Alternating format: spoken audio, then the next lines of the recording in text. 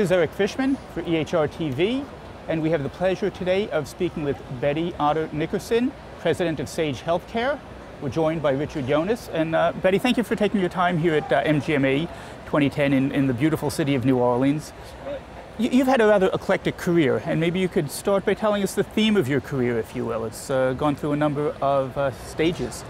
Well, one of the things that I do describe it as eclectic, because I started out my professional life as a social worker, and then I actually moved into information technology from that, after working with both abused children and geriatric patients. And I spent almost 30 years in IT across many different industries and ran 2 startups. And then I had the opportunity for the last 5 years I spent in the world of oncology. I was the Chief Operating Officer for the Lance Armstrong Foundation, also known as Livestrong. And it was during that process that I got exposed to the healthcare market much more up close and personal, and found that I really wanted to do something to help transform healthcare. And if you care to talk about some of the personal issues that happened to you, it's related to some of the pink that I see here today. Well, some of it's related to the pink, and I'll give you 2 examples, quite honestly. One is related to the city.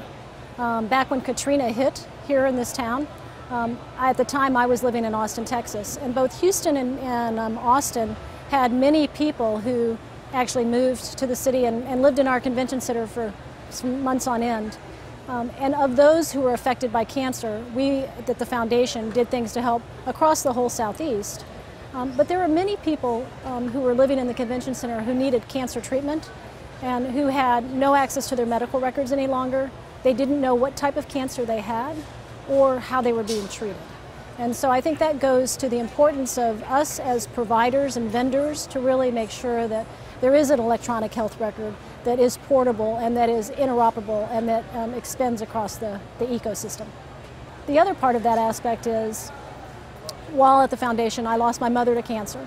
Not from breast cancer, but from cancer of unknown origin, 8 days after she was diagnosed. And during that time period, she was under the care of 3 different physicians.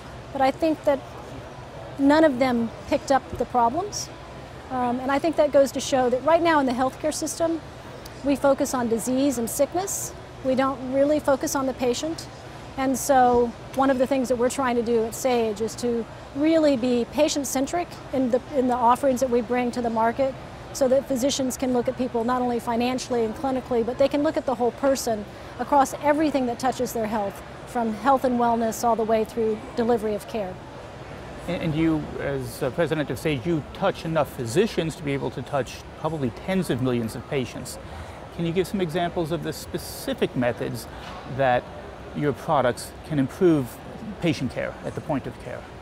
Well, I think one of the things, we are meaningfully use certified. Congratulations on that. Thank you. And I think that's an important step, but I think that's just really the first step in the journey, because it's really about providing accountable care. And we have solutions in many different specialty practices, one of them actually being OBGYN, which is one of the reasons why during the month of October we decided to put a philanthropic bent to some of the things that we do here at MGMA, and think pink. And there's a lot of pink here in the booth today. There is a lot of pink pretty. here in the booth, yeah. But really to put some focus to the fact that health issues are important for all gender, all races, but during the month of October, breast cancer is an important part that we need to raise awareness about. So we do have a specific focus on, besides ortho and pediatrics and a few others, some focus on OBGYN. In fact, while here at MGMA, one of our customers from Miami, Femwell Vital MD, is speaking about the partnership and the way that they use Sage products to really improve their practice and improve the ROI for the physicians in that practice. So let's talk about that physician base for a minute. Eric, you mentioned that there's a huge following of Sage customers over the years, and Sage has enjoyed a wonderful reputation. There are some older products that the company has.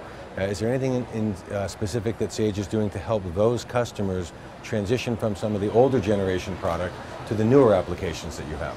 We are actually. We just recently introduced something we call our Customer Appreciation Program. And that program is really focused on rewarding those people who've had a lifelong relationship, or however long that life may be, with us, to really help them move to whatever offering that they would like to move within the Sage family to support them.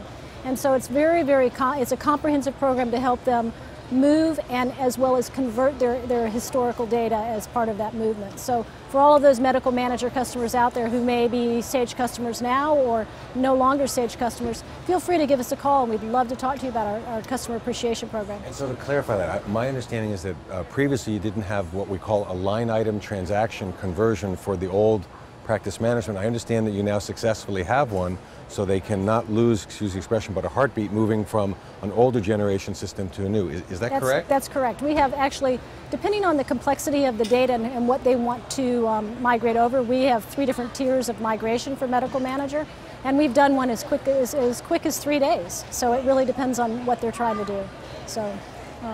That's a really good way for us to continue the partnership between those medical manager customers and Sage by helping them meet their meaningful use requirements. And is there anything specific that the company's doing to encourage physicians to move or to take advantage of meaningful use? Are there any incentive programs that the company is involved in? We've actually been quite proactive over the last few months trying to really help physicians understand what meaningful use means to them and how they can capitalize on that. We've done multiple webinars and we've had tremendous response to those webinars. We've done some educational sessions. We have some training sessions through for our customers on our CBT, our computer-based program training. So we've really tried to help them understand what it means. And what's really surprising with the first webinar that we actually ran, we had over 850 questions that came through the audience during the 90 minutes of the program. So I think that that alone says people have a lot of questions and they just need to talk to somebody about it. It's really not confusing, but it is different, and so we're more than willing to help people make sure that they can maximize their meaningful use incentives, and we're the place to go to get those answers. I understand you've been very successful as it relates to the regional extension centers, and maybe you could share a few moments talking about how you've done that and how that's been helpful for Sage. Well, we have a team that's focused on really reaching out to the regional extension centers, and it's interesting because there are 62 of them across the country, and it's an interesting process. Every state is different, and so by really focusing on each individual rec and how they're planning to do business, we've been able to be quite successful in terms of the number of recs that we've been able to get on to their list as a preferred vendor. And even some that we're not on a preferred vendor, we find them, because of our Sage customer base, them wanting to work with us on top of that. Have you found that the regional extension centers themselves are helpful in providing the advice and the implementation skills that they're assigned to? I think they're going to be very helpful in the long run. I think, for them, they're all in the planning stages right now, and so I think they're really looking at the people in the vendor community to help them get established and to help. With the number of physicians that have to be touched, the recs will be an important factor for us to really transform the healthcare system in the United States.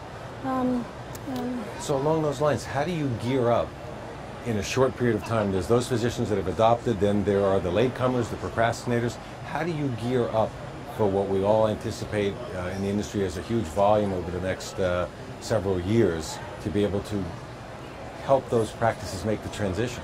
Well, part of it is education, but the other part of it is it's a logistics, supply chain problem.